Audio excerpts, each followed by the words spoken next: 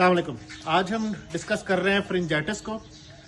फ्रिंजाइटिस viral है या bacterial है, इसको कैसे डायग्नोस करेंगे, एंटीबायोटिक देनी है या नहीं देनी है, और फ्रिंजाइटिस होता क्या है। फ्रिंजाइटिस की अलामात में सोर थ्रोट और गले में ये निगलने में मुश्किल दुश्वारी शामिल है।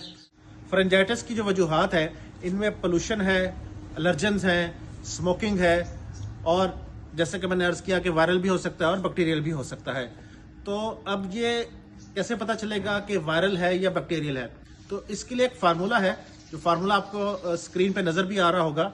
इसमें सबसे पहली जो अलामत है वो है बुखार, नंबर 2 खांसी, नंबर 3 जो गले के लिम्फ नोड्स हैं इनमें इन्फ्लेमेशन यानी सोजिश और हाथ लगाने से दर्द का होना, और नंबर 4 गले में टॉन्सिल्स में पिलाहट और पस का होना।